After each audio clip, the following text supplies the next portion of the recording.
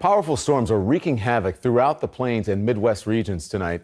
Earlier this evening, a tornado warning was issued for Kansas City, Missouri, and its western suburbs. That's after at least one person was killed and dozens more injured in western Ohio as severe storms and tornadoes left a trail of devastation. Reports of nearly 50 tornadoes across the plains and into the Midwest over the last 24 hours. So let's discuss now. CNN's chief climate correspondent Bill Weir is here. Bill, thank you so much.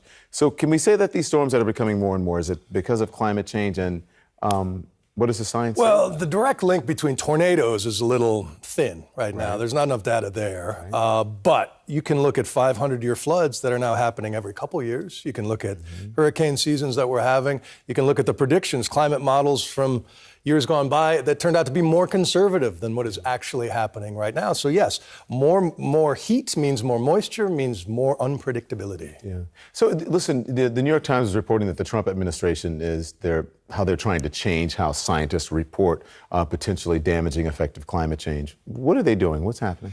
It is, for about 15 years or so, the line from conservatives of that ilk was, it's not happening, that we're in a pause, we're in a global pause. But now you can't deny it anymore. You can talk to lobstermen in Maine or bass fishermen in Louisiana. You can, see it from the sky, from satellites as the Arctic melts at a staggering rate. So now it comes down to, well, what's going to happen next? And what the Trump administration wants to do is, the way these national climate assessments work, they look at what it's going to be like at 2100.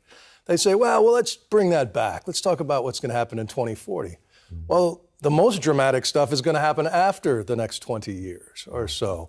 And so one analogy a climate scientist use, it's like going to the doctor and he says, Don, if you smoke 3 cartons a day and eat 12 cheeseburgers, here's what your life is going to look like. And then you cut them off at age 40. When the most damage is going to happen beyond that. So you can't discuss these things. So Scott Pruitt, the former EPA commissioner, tried to poke holes in the science. He comes at it really from a religious point of view, as an evangelical who believes that humans don't have the power to alter God's creation in this way, and that oil and gas is the fruit of the earth given to man. And so those who are now fighting against the overwhelming evidence, everyone from the Pentagon, NASA, NOAA, Smithsonian, says this is happening and it's more serious than we're talking about. Yeah, but there are real life issues with this, and especially in our country, and there are some folks who are vulnerable, the most vulnerable. When it comes to climate change. I mean, you've been looking into that. Ultimately, this is going to affect all living life, all creatures on Earth. But as we've seen from history, some people are more equal than others. And the folks that are feeling it are subsistence fishermen or farmers and people of color, neighborhoods of color here in the richest land on earth. And I went to visit one such place. It is the great paradox of the man-made climate crisis. The fuels that built the modern world are the same ones now destroying it. And while a dirty energy addiction will eventually affect everyone, the folks with the smallest carbon footprints are the ones who will feel the most pain. On one hand, I'm fighting to push these refineries to lower their emission levels, and they're fighting and pushing back, saying we can't lower it any more than what we've already done without shutting down and losing our business. And then I have some of the residents coming to me saying, well, with what you're doing, you're going to push these industries away, and we need these industries for our jobs, Hilton. Our livelihood depends on them. We'll die quicker from starvation than we will pollution, so back off. Hilton Kelly was born amid these sprawling refineries of Port Arthur, Texas, where the working poor live with a carbon-burning double whammy. The toxic air that comes with processing millions of barrels of oil a week, and the supercharged storms that increase in frequency and power with every barrel burned. So we're getting a storm like every other year, every 3 years or so. Not just a little storm, but storms that cause you to have to rebuild your house over and over and over again. For almost 20 years, he's been the kind of concerned citizen who grabs a camera when the toxic clouds get bad, and has air quality officials on speed dial. And it was like, well, what do you need to see it for? And who are you again? He has a stack of complaints and a few wins. And we're constantly fighting those kind of battles. So I'm forever the guard at this gate. And as you can see from my place right here, there go the dragon right there. So That's it's the dragon. You constantly watching it. What Hilton calls the dragon is actually the biggest oil refinery in America. And it is owned by a Saudi Arabian company that made $111 billion profit last year, almost twice as much as Apple.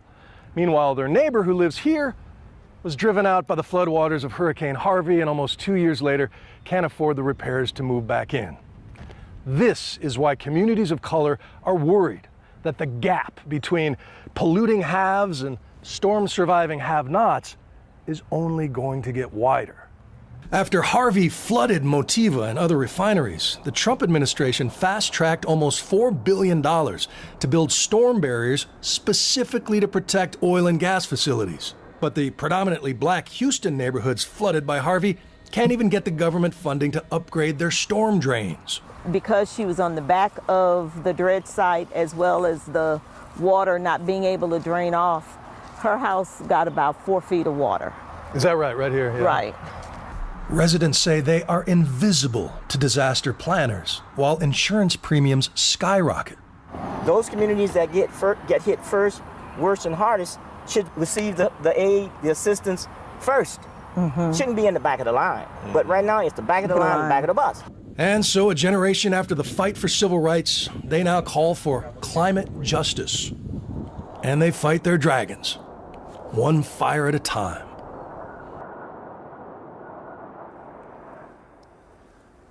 You will hear those words, climate justice, wrapped up in plans like the Green New Deal, in that as we brace for a new normal when it comes to weather, those folks who are next to the places that you don't want to live deserve a break, deserve some sort of climate justice. I relate to that.